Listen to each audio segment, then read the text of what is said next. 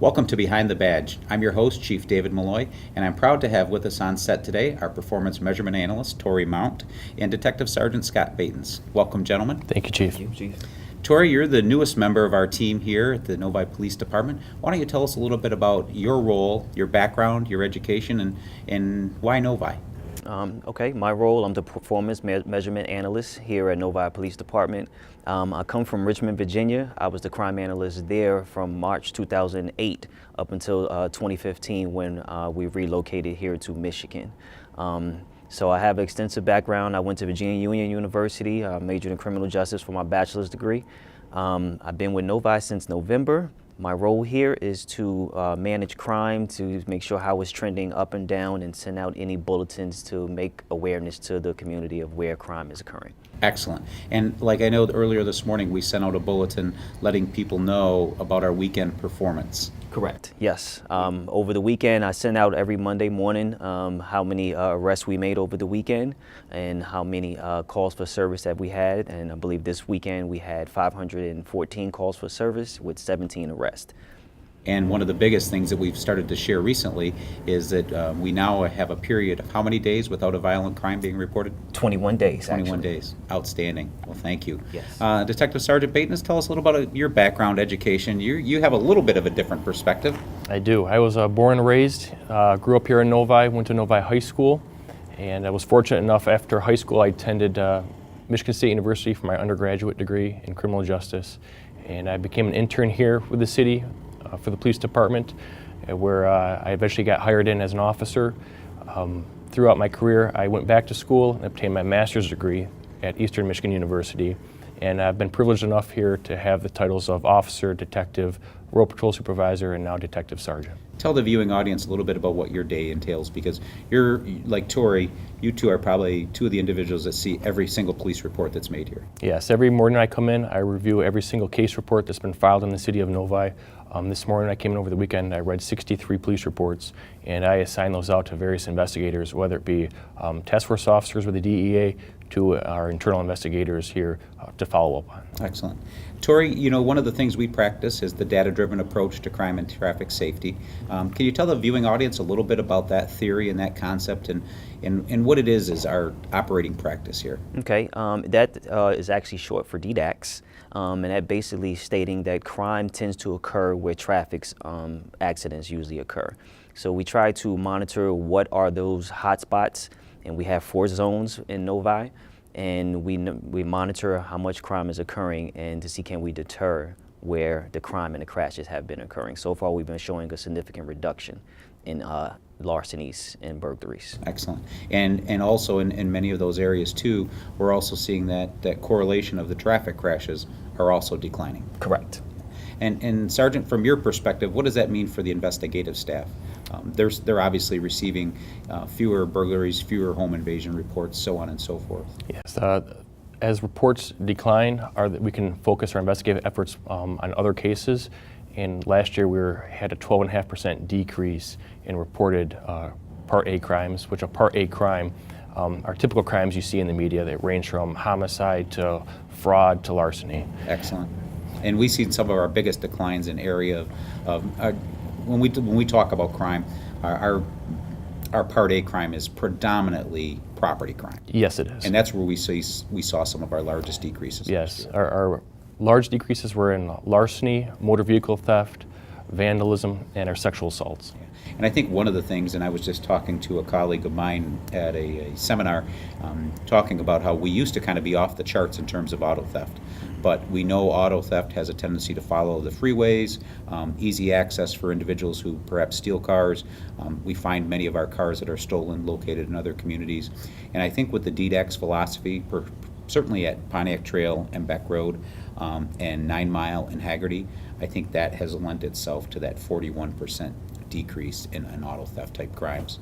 Absolutely. With Torie's help, he formulates a plan for temporal and spatial analysis for time and location, and we direct our resources there and push that crime rate down. Excellent, excellent.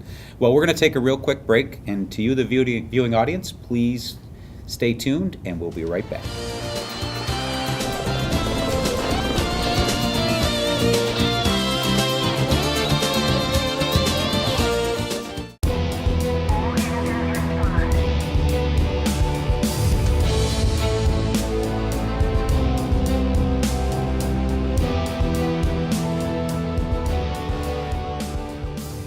I'm Fire Protection Officer Pat Deneau with the Novi Fire Department, here with you today to talk to you about smoke alarms. In 30 seconds, a small flame can turn into a major house fire. The smoke and toxic gases from a house fire kill more people than the actual flames themselves. Please make sure you have a working smoke alarm on every level of your home, preferably in your sleeping quarters or bedrooms, and make sure to check them monthly. We recommend that you change your smoke alarms every 10 years. And remember, fire is everyone's fight. The Novi Fire Department wants everyone to be safe. And don't forget, when it comes to smoke alarms, don't wait, check the date. One of the many services the City of Novi provides is the installation of working smoke alarms. If you don't have a working smoke alarm in your home, please give a call to any one of our 4 fire stations or the Fire Marshal's office. We'll make sure to send out a crew of certified firefighters to come out and install a working smoke detector in your home.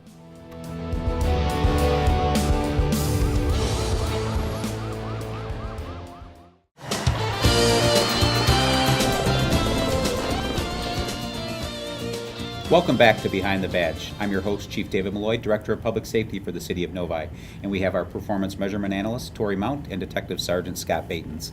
One of the operational practices that we have in addition to the DDAX is the CompStat philosophy, and we have weekly meetings where we're not just looking at our data on a monthly or yearly basis, but we're looking at it on a daily basis. Can you share a little bit about that with the viewing audience? On a day-to-day basis, we accurately track our crime trends to our accident locations, and that's where we direct our resources to our investigations. And it allows us to timely respond and deal with crime trends and traffic patterns.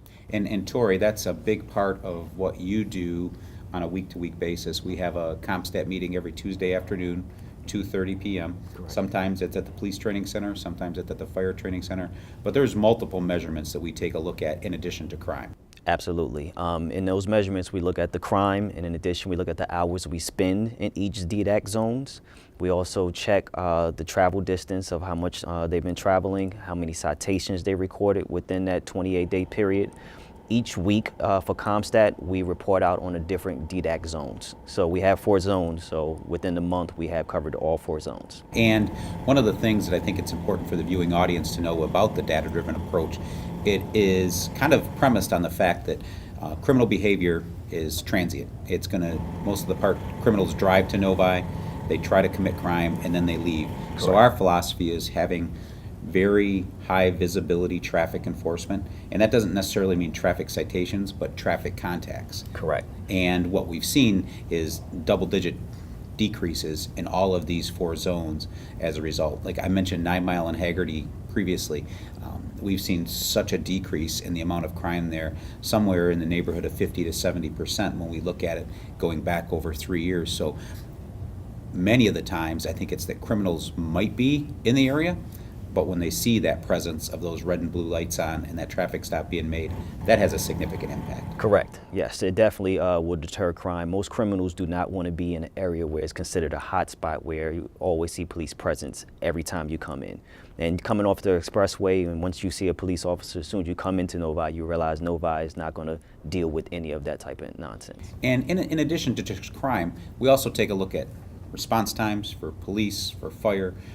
We measure all kinds of other variables. Can you share with the viewing audience that it's not just necessarily the criminal approach, but there are other things that go into the CompStat meeting besides crime numbers? Absolutely. When it comes to CrimeStat, we also have the fire department, the fire marshal, who will present out on different things that they have going on to bring awareness to the community that we have.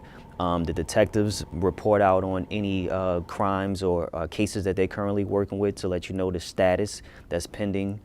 We also have the DDAX that I present out on, and then in addition to that, we have officer awareness of as far as the hours that the officers have spent, the officers' performance for the month. So it's a lot that it be presented out. And really what we found with the DDAX philosophy is it's basically between the hours of midnight and 3 a.m. for our 2 top crime zones that we need to have an officer in that zone 7 days a week from midnight to 3 a.m.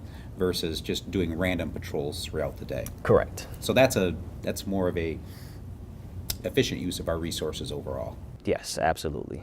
And Sergeant, from your perspective, CompStat, in terms of the work that your men and women are doing in investigations, how do you see that impacting their day-to-day role?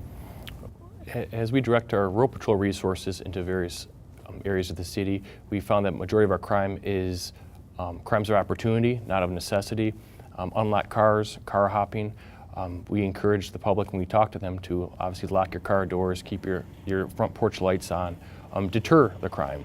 As crime is deterred, we focus our investigative work on our one topic that is increasing of crime is identity theft and fraud, and it allows us to allocate more resources toward that versus other crimes that we prevent on the roadside. And we still offer home safety inspection, security inspection by our investigative staff? Yes, we do. We do. It's called crime prevention through environmental design. We'll have an investigator come out to your residence, and they'll check everything from deadbolt locks to shrubbery to lighting, whether you put your mail on hold when you're out of town. Are you the eyes and ears of the community? Are you interacting with your neighbors? Do your neighbors know you're on vacation? A laundry list of items we go through to assist you to be safe. But very simple tips overall. Yes, very simple. Excellent. Well, gentlemen, I appreciate you joining us on Behind the Badge today and sharing your expertise, not only in criminal investigations, but for performance measurement and crime analysis, and we appreciate everything you do here in the city of Novi. Thank you, Chief. Thank you, Chief. And to you, the viewing audience, thank you for tuning in to Behind the Badge, and until next time, continue to watch Novi Television.